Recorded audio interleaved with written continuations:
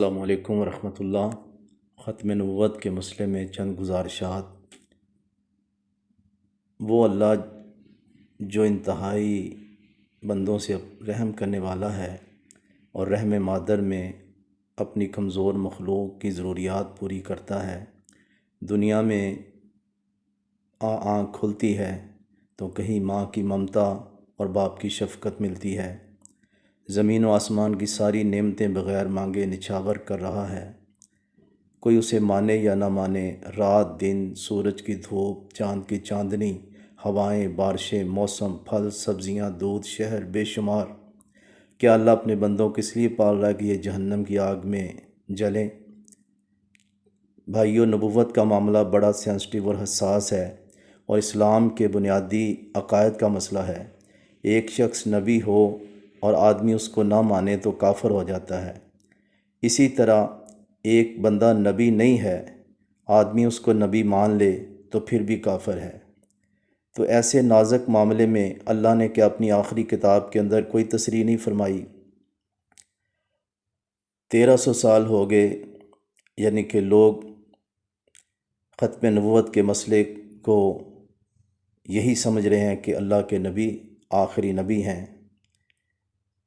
تو ہم جب قرآن مجید کو دیکھتے ہیں، بلکہ اللہ ختم نبوت کے مسئلے کو کھول کے بیان کرتے ہیں، بجائے یہ کہ کسی نبی کی آمد کا تذکرہ کیا جائے۔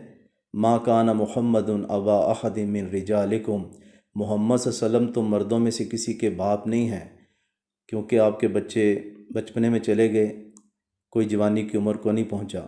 ولیکن رسول اللہ، وہ اللہ کے رسول ہیں، وخاتم النبیین، اور آخری نبی ہیں، اور اللہ تعالیٰ ہر چیز کا علم رکھنے والا ہے۔ حضرت زینب کے نکاح کے بارے میں جو جاہلیت کی رسم تھی چل رہی تھی، تو اللہ نے اس ضمن میں فرمایا کہ ساری جاہلیت کی رسمیں آخری نبی کے ذریعے ختم کروانی ہے۔ پھر اسی طرح فرمایا قل یا ایھا الناس، یہ سورہ اعراف کی آیت ہے 158 نمبر، اے لوگو، یعنی کہہ دو اے پیغمبر، اے لوگو، انی رسول اللہ علیکم جمیعا، میں اللہ کا رسول ہوں تم سب کی طرف، مشرق و مغرب، شمال جنوب، قیامت تک آنے والوں کے لیے میں رسول بنا کے بھیجا گیا ہوں۔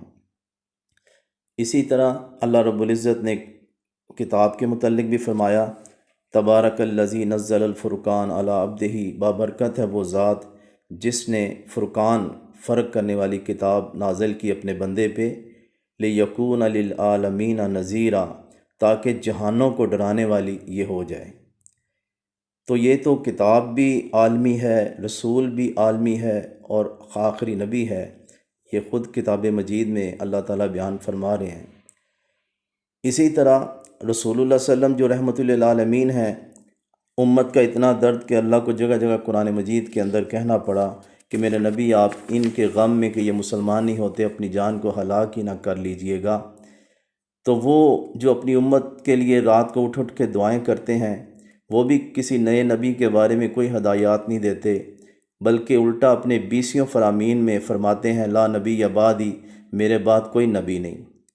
کبھی نبوت کو عمارت سے تشبیہ دے کر فرماتے ہیں کہ خوبصورت عمارت ہے، لوگ ارد گرد چکر کاٹتے ہیں، خوش ہوتے ہیں، لیکن تعجب کرتے ہیں کہ ایک اینٹ کی جگہ خالی ہے۔ لوگوں، وہ آخری اینٹ میں ہوں اور میرے ساتھ نبوت کی یہ عمارت مکمل ہوگی، انا خاتم النبیین، یہ صحیح بخاری کی حدیث ہے۔ اور اسی طرح 20 احادیث ہیں۔ تبوک جانے لگے، حضرت علی کو قائم مقام بنا گئے، آپ غمزدہ کہ میں نے بھی ساتھ جانا ہے، فرمایا تیرا رشتہ میرے ساتھ اسی طرح جس طرح ہارون کا موسیٰ سے تھا، لیکن میرے بعد کوئی نبی نہیں، ہارون تو نبی تھے۔ تو یہی ختم نبوت کا معنی 1400 سال سے امت بغیر کسی اختلاف کے سمجھ رہی ہے۔ ہر صدی ہجری کے علماء، محدثین، فقہا لکھتے اور سمجھاتے آئے ہیں۔ آپ کی زندگی میں اسود انسی اور مسلمہ کذاب نے نبوت کا دعویٰ کیا، آپ نے خود کاروائی کا حکم دیا۔ اسود انسی جو یمن کو کنٹرول کر بیٹھا تھا، فیروز نامی مسلمان نے گھر میں جا کے اس کی گردن کو مروڑا، اور مسلمہ جو 150 سال کا تھا اور شعبد آباد بھی تھا، یہ نبی صلی اللہ علیہ وسلم کے والد سے پہلے کا پیدا ہوا تھا، تو رسول اللہ صلی اللہ علیہ وسلم کا کلمہ بھی پڑھتا تھا، کہنے لگا آدھی دنیا پہ میری رسالت۔ دیکھتے ہی دیکھتے 1,00,000 بندے اس پر ایمان لے آتے ہیں۔ رسول اللہ صلی اللہ علیہ وسلم اپنے رب کے پاس چلے جاتے ہیں، اس کا کام اور چلنا شروع ہو جاتا ہے۔ خلیفہ اول ابو بکر صدیق رضی اللہ تعالیٰ عنہ نے اسلام کی بجھتی ہوئی شمع کو دوبارہ اپنے عزم و حوصلے سے پھر روشن کیا۔ صرف 2.25 سال کی خلافت میں مانعین زکوٰۃ مرتدین کی بھی سرگوبی کی اور اطاعت رسول میں جیش اسامہ کو بھی غسان روانہ کیا، اور ختم نبوت کے مسئلے میں مسلمہ سے خون ریز جنگ کا فیصلہ کیا گیا۔ حضرت خالد بن ولید کمانڈر ہیں، 13,000 صحابہ کرام ان کے ماتحت، 40,000 لوگ مسلمہ کذاب کے ساتھ ہیں، اور اتنی خون ریز جنگ کے 1200 صحابہ جو پہلی ساری جنگوں میں ملا کے نہیں اتنے ہوئے صحابہ شہید ہوئے، 700 قرآن کے حافظ تھے۔ تو ایک حدیقۃ الموت ایک باغ میں وہ چھپ گیا، حضرت خالد نے یا عدو اللہ کہہ کے نیزہ پھینکا، اس کے پہرے داروں نے پھر بچا لیا۔ پھر وحشی بن حرب جس سے حضرت حمزہ شہید ہوئے تھے، اللہ نے ان سے بھی کفارہ ادا کروانا تھا، تو اس نے نیزہ پھینکا، مسلمہ قتل ہوا، آگے ایک انصاری نے اس کو ختم کر دیا۔ تو اس طرح یہ ختم نبوت کا مسئلہ بھی سمجھ آتا ہے، اور یہ بات بھی سمجھ آتی ہے کہ جو کہا جاتا تھا جی اوپر اوپر سے مسلمان تھے، صحابہ نے تو اپنے خون کے دریا بہا دیے، اپنی گردنوں کو پیش کر دیا رسول اللہ صلی اللہ علیہ وسلم کی رسالت کے اوپر۔ 700 قرآن کے حافظ شہید ہوئے، اسی شہادتوں کے بعد ہی تو فیصلہ ہوا کہ کہیں قرآن چھینی نہ جائے، مفقود نہ ہو جائے، اس کو کمپائل اپ کا فیصلہ کیا گیا۔ تو اللہ تعالیٰ سمجھ عمل کی توفیق عطا فرمائے۔